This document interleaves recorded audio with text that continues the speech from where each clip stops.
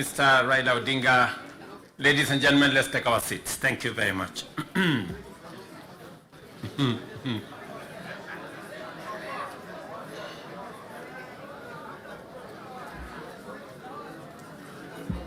Now, honorable members, let me join the Right Honorable Raila Odinga and all the leaders who have spoken before me to welcome all of you to this very important first ever parliamentary group meeting that brings the two major coalitions together today here in Karen. Karibuni sana.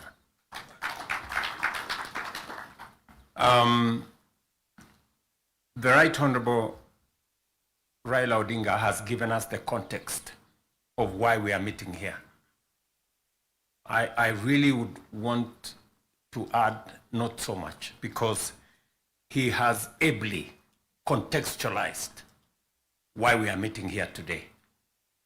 That we have a nation to look after and we have a nation to protect, and there are options that are available to us, and I think we chose to protect the nation called Kenya by our coming together. And so I want to commend both the Right Honorable Raila Odinga and the ODM party, my former party, for standing up to be counted when the country needed leaders to stand up for Kenya. It may have been easy to do the opposite. It may have been popular to do the opposite. I know many people have vilified the Honorable Raila Odinga and the ODM party for the decision they took to stand for Kenya when there was need to do so. And let me say the following as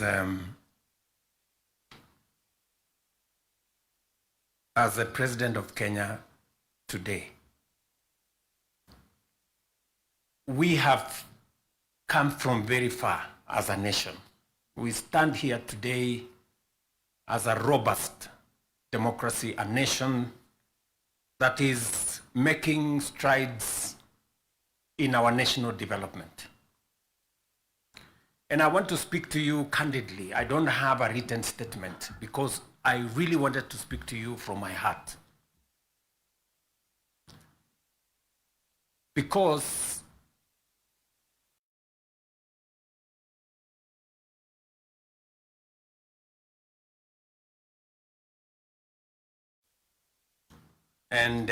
by God's grace, I have,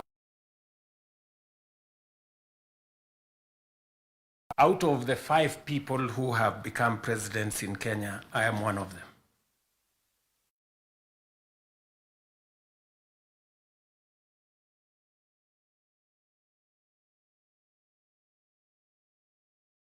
Five Kenyans who have had the opportunity to lead this country.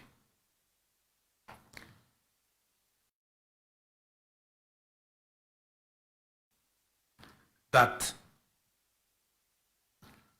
a nation, the progress, the destiny of a nation is decided by leaders.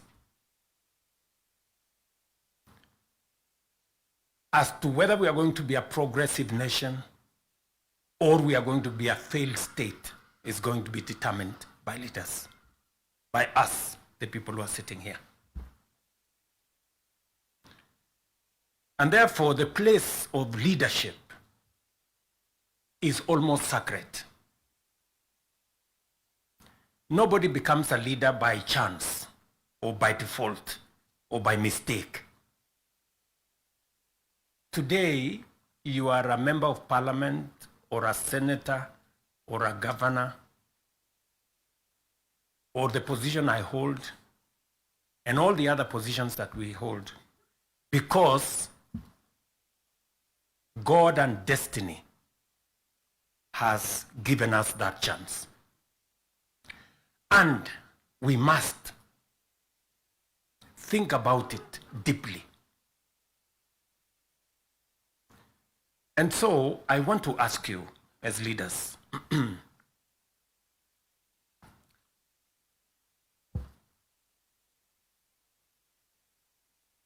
the Honorable Prime Minister has given us a history of countries. I will add to that list 2 countries. Singapore and Kenya were the same countries 60 years ago. Malaysia and Kenya were the same 60 years ago. But today, we play in different leagues. They have managed to progress to the first world. We are still where we are. The difference between what Singapore has become and what we are is leadership.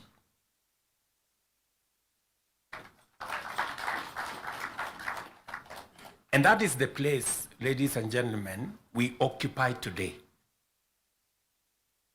So that you understand the importance, the sacred position you hold as a leader. Sometimes people want to ask, how do people who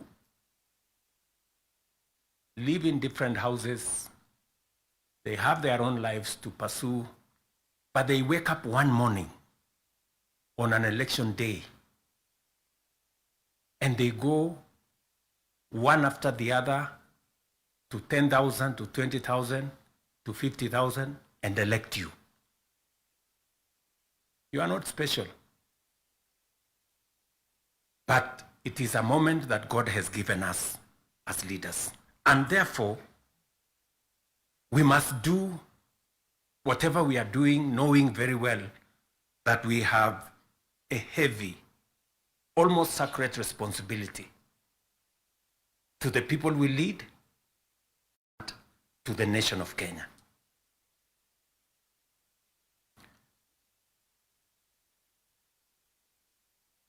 And it is not that we don't know what we should be doing. We all know what we should be doing. It is not that we have shortage of ideas. It is not that we have shortage of what we need to do. In fact, I dare say we have some of the very best ideas. We have very good manifestos all the time. And in fact, if you look at, and I keep referring to this, if you look at the manifesto of Kenya Kwanza and the manifesto of the difference is hardly 20-30%. 70% we share what we think.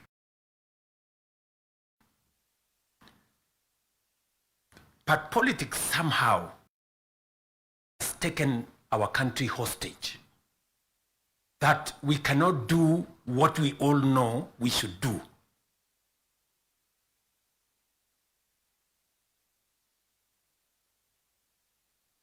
I have said that the difficulties that I face today as a president in Kenya are self-imposed. You know, I imposed on myself all these difficulties. Implementing the new funding model, implementing SHA, implementing housing, doing all those things. If I hadn't done any of those, I would be a very popular person, and but the country would not have moved anywhere. I am confident that if Raila had become president, he would be doing what I'm doing. Yes. He would be implementing SHA. he would be implementing housing, he would be doing reform in the education, he would be doing reform in agriculture. I know that for a fact because I have been in his school of leadership. That's the correct position. And he would be as unpopular or as he'd be having the same difficulties that I have today. But these are necessary for Kenya to change. Friends, we cannot change the country otherwise. And that is why he has the courage to stand here and tell you, let us stop the extortion. Yes. I can stand here and tell you to stop the extortion that's going on in Parliament. I'm telling you the truth. Very few leaders. Because we like making peace with mediocrity. Oh, you know, that we shouldn't be explaining. Now let me ask you, friends, you know, we are all friends here. Yeah, we are one team, or so I guess. This fellow who is called chairman of welfare in committees, what is their job? What is their job? Extortion, that's it. And that is what Prime Minister is saying. You know?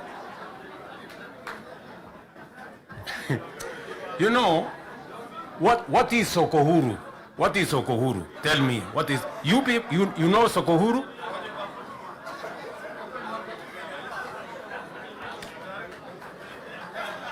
So, let me tell you. No, no, you see, and this is the same problem that we face. This is the same problem that we face because, look, for example, we passed the law that we all know, friends, we all know the problems we go through with fundraisings for people who have hospital bills. All of us. In your phones, you have WhatsApp groups. So-and-so has this, this condition, so-and-so has this condition, contribute here. True or not true? Yes. But we don't want to fix it because it's difficult. But I must commend you. I must commend the members of National Assembly and Senate because you